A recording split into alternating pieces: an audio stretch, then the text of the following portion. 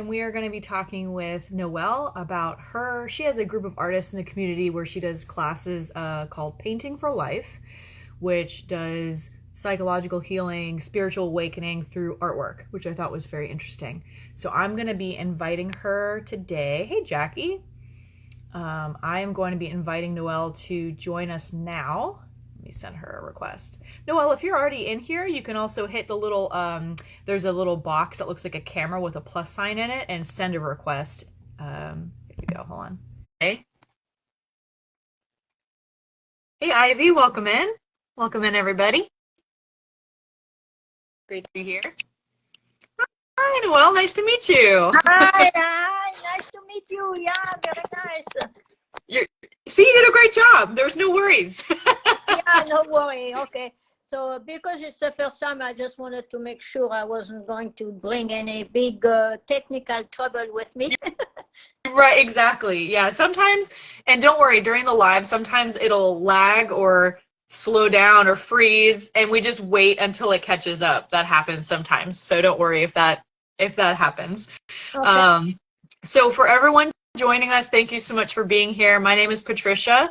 I'm the founder of Crafter. We have an online community of artists here in the United States that offer both custom artwork and art classes. So we have a great community here, and I was fortunate enough to link up with Noelle, who has her own group of artists and a course called Painting for Life. So we're going to be talking more about that and, all the things that she does. And so I'm very much looking forward to that.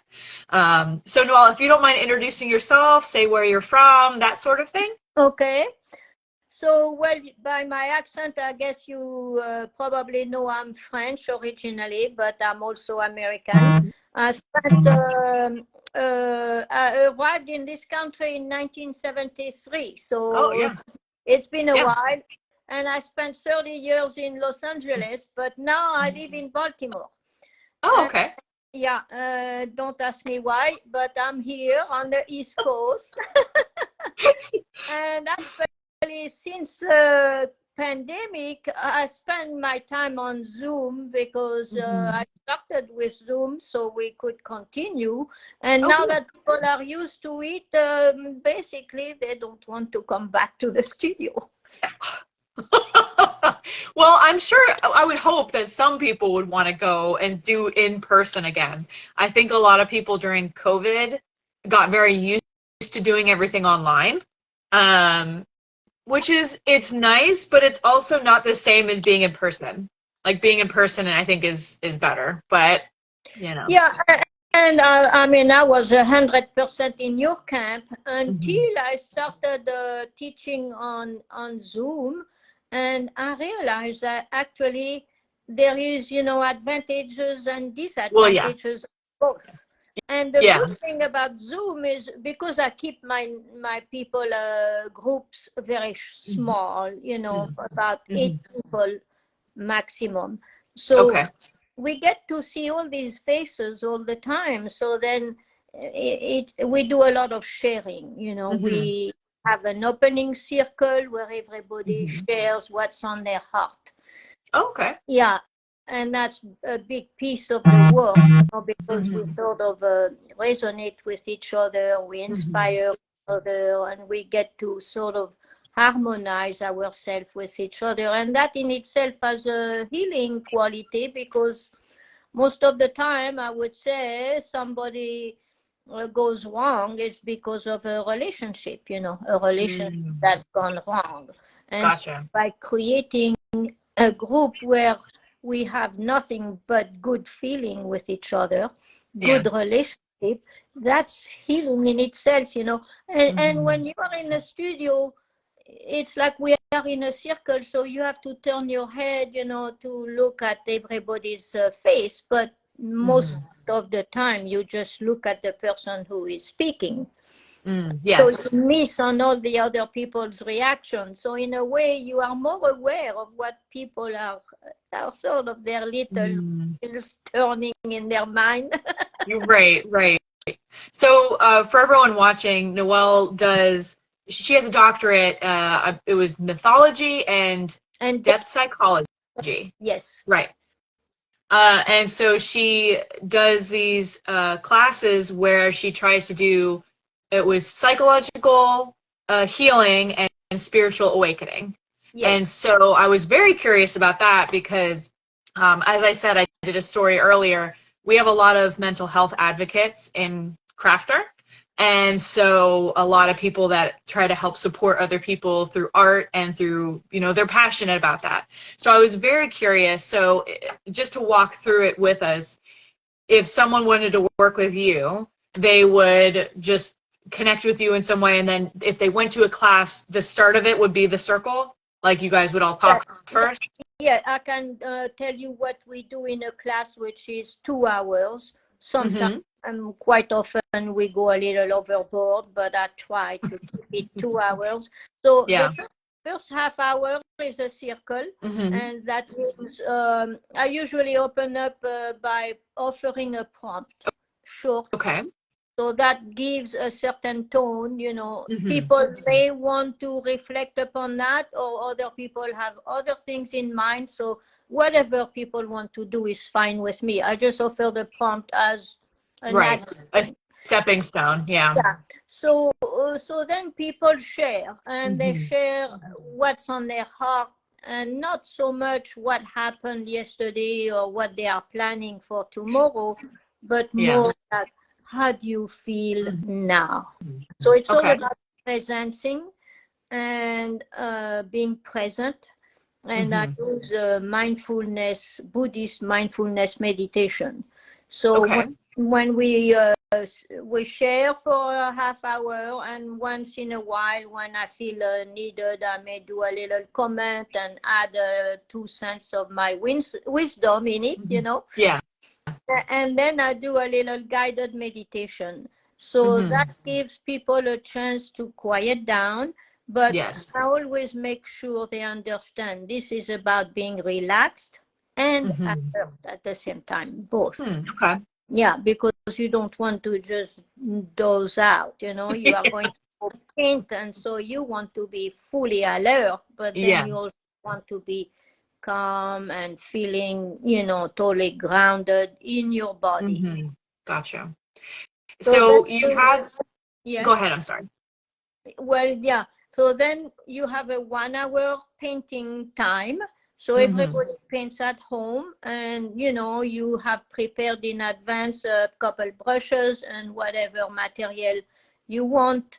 Right. A simple thing, paper and acrylic or watercolor, or I prefer tempera paint because it's cheap and it's easy to use, and it's usually the kind of paint that the teachers use in elementary school, yeah, and it covers the paper very well. And as I said, the product is none of your business. So it's not about doing a crafty little artwork that I'm going to sell at the fair. This is really very intense, deep work, but it's so this is very personal. This is for personal development, personal growth. This is not, that makes complete sense to me, because if you're going to share what's really in your heart, what's weighing on you or whatever, and you want to talk about it, that's a lot.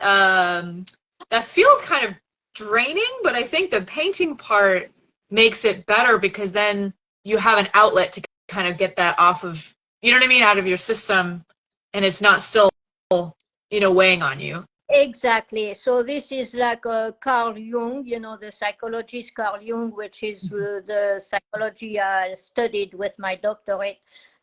He would say, the darkness, when you bring darkness to light, then it's no longer darkness. Darkness cannot live with the light. So when you paint, first of all, just the art making process, anything you do, it could be dancing or music. I just happen to like painting. So that creativity sort of helps you to go into the unconscious. And that means you don't just go with your little questioning mind, always, always talking. you try to quiet that down. So whatever comes up on the painting comes from a deeper place. And sometimes it surprises you. You wonder, why did I do this? Where does this come from? But then it takes a while for you to understand your own painting. And that's why after you paint, you take a picture, you send it to me, and then I can share it on the Zoom. And then everybody can see it, and then we share and we comment on each other's painting, but always for, positive, supportive kind of a comment. And hopefully insightful. Somebody may see something and you go, oh yeah, I didn't think about that when I was painting, but yeah, it makes sense. So you draw some insight, some breakthrough sometimes, from your painting. Interesting. So how do you find that people tend to take these classes more than once? Oh yeah, it takes a lot more than once. It's like a therapy basically. So the first time is fairly daunting. So you get a big juicy experience, but it's more like because it's so new. Right. And as you go. And the idea is not that you always have to dig for dirt in your subconscious, because that could also become a little burdensome. But you never know what's going to happen, because when you go in the unconscious, you could go into, some kind of wounded place, you might say, or you can get closer to the source, closer to higher consciousness. And an ecstasy, feel blissful. That's what get into the flow. And so these are very beautiful experiences. That are uplifting, and you want a bit of both, and it's not like it's a linear journey. You never know. One day you come and you think you are very happy, but then you go paint and you do a very sad painting, or vice versa. So because you have to go with your intuition, your unconscious, so you just have to be surrendering to what's really there right now. For me. That's, I think, the most interesting part of it for me, because for me, I'm very new to painting. So for me, myself, I work with a lot of artists, but painting for myself is very new. And I find myself, I like things very structured and very symmetrical. And a lot of times art is messy and can flow and it's different, you know what I mean? And so for me, the interesting part is that unconscious side of it, because that I feel like you'd have to practice. You know what I mean? Like being able to allow yourself to just go for it. Exactly. And that's the hardest thing, but that's why I say it's a mindfulness meditation approach, because mindfulness is also something they use in Zen, let's say. Mindfulness is really the basic meditation that are used in most of the tradition that use meditation,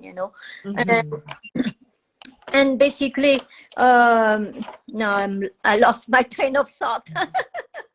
So it just helps with being mindful and being, practicing and that. Yes.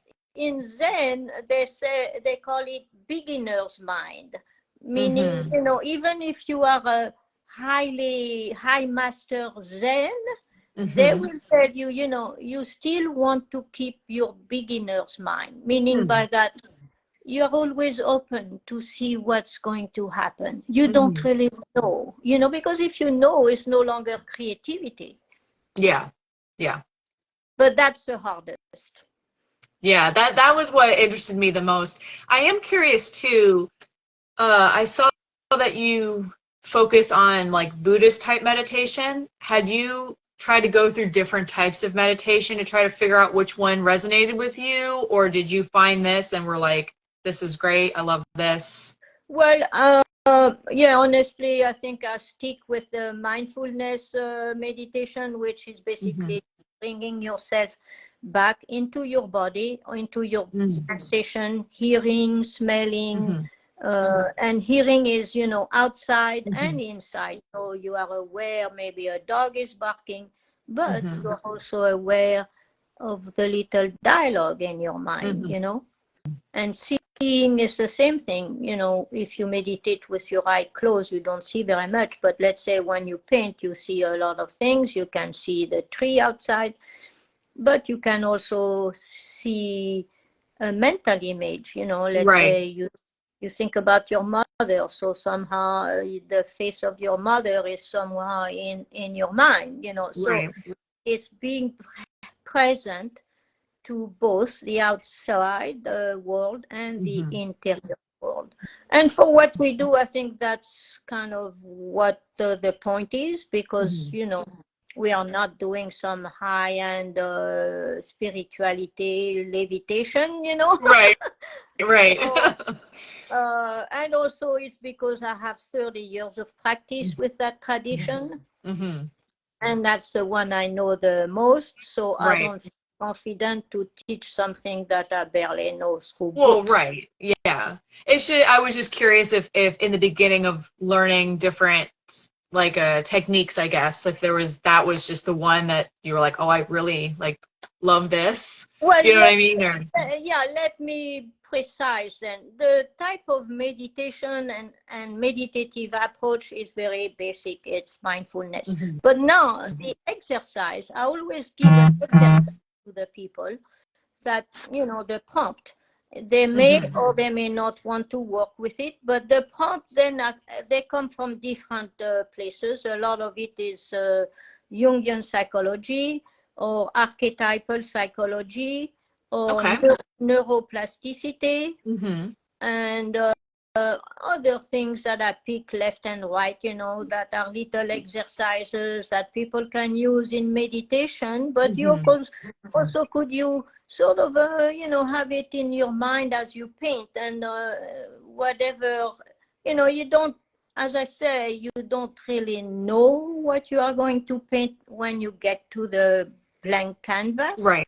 But you have you know, you are pregnant, you might say, you know, you're pregnant with some emotions and some memories and, you know, some issues that weighs on you or some ecstatic feeling, you know, whatever it is. And so you bring that into your painting, but it's done more like, as I say, let the paintbrush do the healing. Right. And I know for sure that, you know, we have several artists that are in Crafter that use art as a healing tool for their, you know, for mental health or for whatever's going on with them. So, you know, like you said, sometimes they'll paint something that's very happy. Sometimes they'll paint something very sad. Sometimes they'll paint something. I've had many artists where I've seen them paint something and I go, oh, tell me more about this. And they go, well, this one's pretty personal. I'd rather not. You know what I mean? And that's totally fine. And so just, it's interesting to see the different, you know, sometimes people paint and they go, I just felt like painting this today. You know, it's like that. It just is pretty, you know? Absolutely. But, you know, when you have a major breakthrough, that's also something very important. You know, like I have had let's say a woman, for instance, who is, you know, in a retiree, you know, age. And she came to the workshop telling me, yeah, I love painting. I love to do pretty flowers, you know. So she was good at doing pretty flowers, you know. And then she understood that what we are doing is not that exactly, but she did whatever. She was always very happy. And then one day, she did a painting that totally like surprised her. It brought her back into her, you know, mother days where she had all these experiences that were never processed, and all of a sudden they came back onto the painting. So bringing it back on the painting is the first step, because it's kind of a intuitive. Sometimes you don't quite know what exactly you are doing when you are doing it, and then it hits you like, oh my God, this is what's going on. So that's the first step. You get it into your own consciousness. Now, the second step is, if you are able to share it with the group, that makes it even that much more healing, because now you see, once it's on the paper, it's like, oh, it's for the whole world to see. So it's no longer so much just mine, me, mine. Right. But then it's another step to be able to articulate it with words. And in a way, painting, that's why painting, I love painting, because you don't have to use words. So it helps you to do the first step. And then sometimes people are ready right away to go and talk about it, and sometimes they are not. Right. But eventually, to be able to speak about it, that really means now that, okay, now you are completely, you know, you've processed it. It's no longer sort of chewing on you. You don't have to cry when you talk about it. And I do admire people. Growing up, it was one of those things where if you had something going on in your personal life, you kept it to yourself. You know what I mean? You like didn't necessarily share it. You just handled it privately. You know what I mean? You did not talk about it. But then now I feel like over time it's become something where people are more apt to share and say, okay, am I alone in this or no? And they're finding out they're not alone. And so sharing is, especially in a group setting, can be very, very helpful, because they'll say, oh man, I feel like this is just me. This is just something that I'm dealing with. And they find out that's not the case. So that is very helpful. Exactly. And matter of fact, you point to exactly the issue. You know, one of the biggest issue we have, and especially I think women, but not just women. You know, I take women more in the sense of the archetypal feminine, you know, energies, which are interconnectedness and caring, you know, versus competition, that kind of a thing. Right. Well, let's say we women, you know, have a big issue is like the I am alone syndrome. Right. Yeah. And that can be actually self-defeating. Yeah. Yeah. And I know that because I'm in that category. You know, for so many years, I felt like I had to do it all myself. So now I want to share. I want to ask for support and more communication with everybody around me, and that feels so much better. Oh yeah, because then you get, you know, even whether it's constructive criticism or good feedback or whatever it is, you're not all, sometimes, especially like just speaking for myself, I get blinders on about something sometimes, and I'm like, oh, I have to, you know, I have to fix this. It's on my, you know, my shoulder. I gotta. But then you realize not everyone is hyper fixated on one thing like you are, and then you ask and you get all this different input, and sometimes it's good, sometimes it's bad. You have a lot of opinions, but but you do have the good, the bad, the ugly. You get it all, and you go, oh, okay, I can work with this. People can help me. They have good, you know, people have great ideas. They can help me grow, things like that. And so there's positives to it as well. So to have it all just rattling around your brain by yourself, you're going to go nuts. It's just going to eat at you. Yeah, that's it. And that's why I like to do the group work, which, you know, it was a big stretch for me at the beginning. In my show, we were just very few people, you know, 3 or 4 people. And basically, I didn't ask them to share too much, you know. I was more the teacher who was sort of telling them how to do it. But with Zoom, what happened is I had like a lot of people who showed up because they all wanted to have some kind of a group meeting, you know, and not be alone. And then they had nowhere to go, so they came back and back and back. So I have people now who've been with me for 3 or 4 years, you know. Oh, I love that. Yeah. That's great. And so very quickly I saw that I'm not going to be the one who talked because I can't repeat myself all the time. So then I opened up to the group, you know, and the group said, oh my God, you know, the nice thing is to have all these other people, you know, you talk too much, let them talk. Well, they weren't shy. Oh, that's funny. Yeah. And that's the thing is, you know, like, so Crafter celebrated 2 years of being in business in August. And it's been amazing because we have this, you know, community of artists and they're all so welcoming and so artists are great people. They just are. And so, you know, I always am asking them for feedback and for, you know what I mean? Like, what can we do? And we try things and we test things and we just see what works. And I really like doing these lives with people because it shares other perspectives or other ways to have art benefit your life and, you know, things like that. So, you know, it's just, I'm glad that you talked to your group and now they can tell you what they love and what they're looking forward to and things like that, because that's really great. That's you know, Yeah. Yeah, and amazingly enough, you know, even I was surprised myself because after a couple years, let's say, people started to really come up with interesting paintings. And so I decided, okay, well, who is willing to exhibit your painting in an art show? And we have a pizzeria restaurant here, very nice people, and we, you know, we use them as our art gallery every month, you know, in the neighborhood.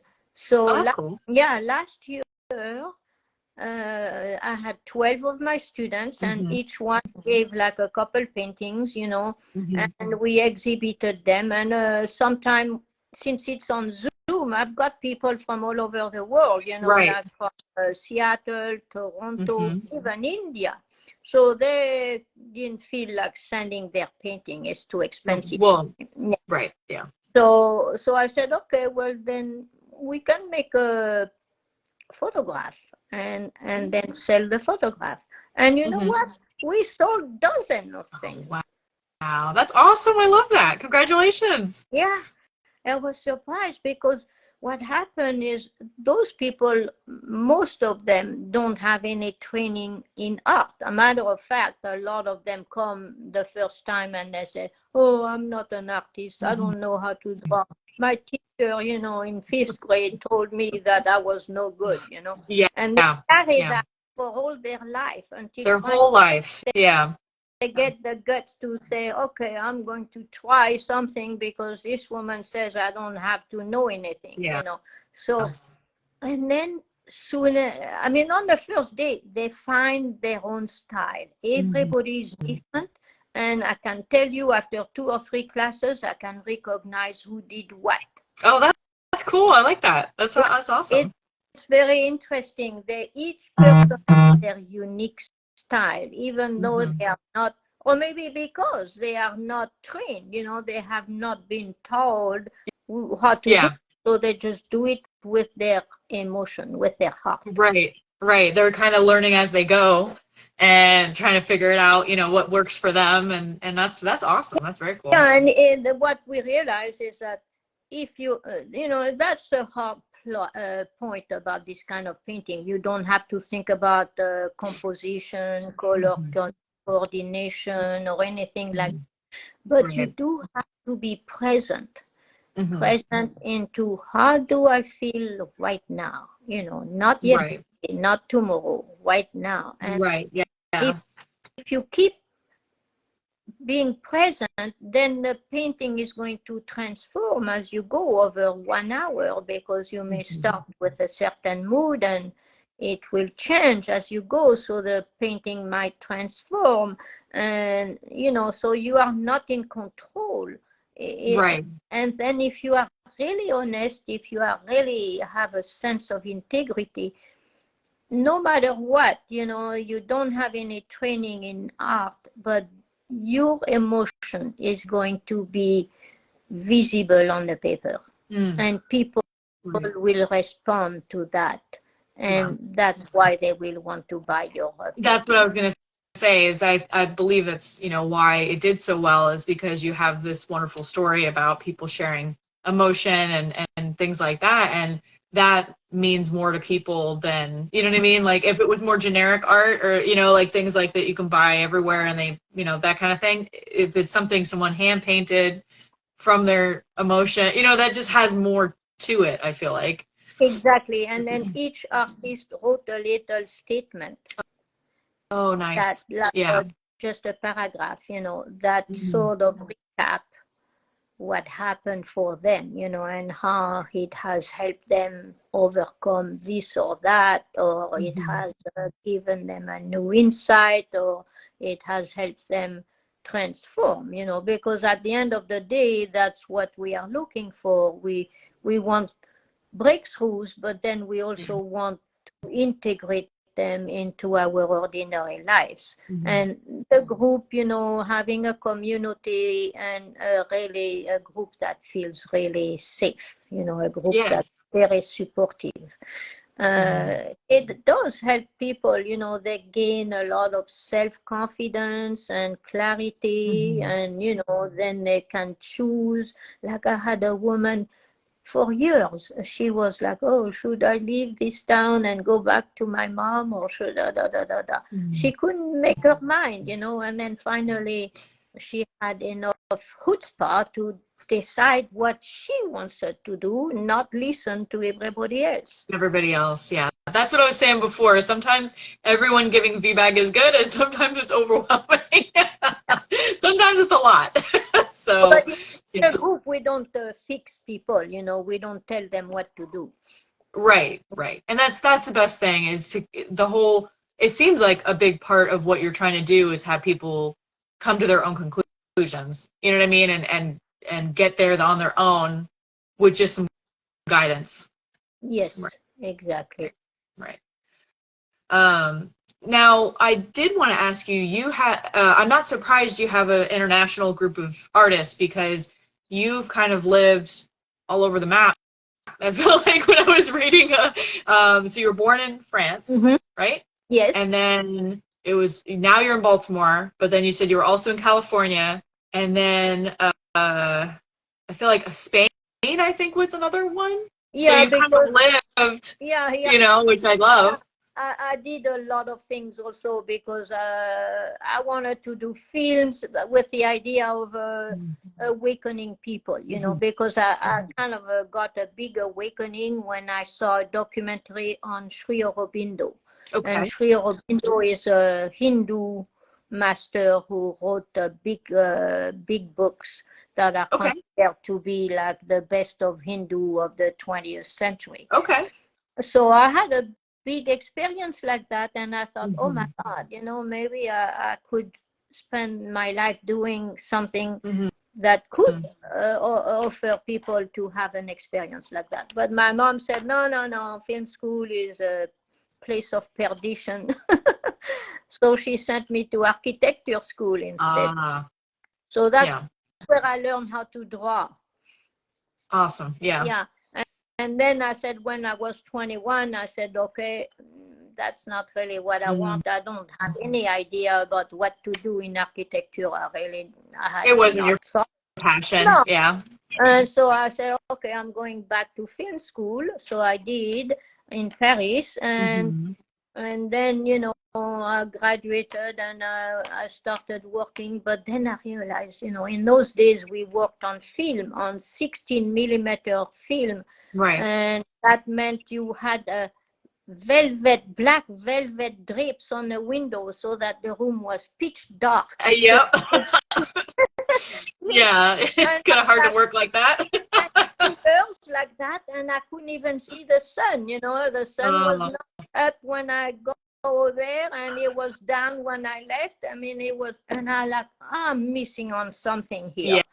And it was in the 60s when all the American people were dancing and rocking and taking LSD. So I thought, I'm definitely missing on something.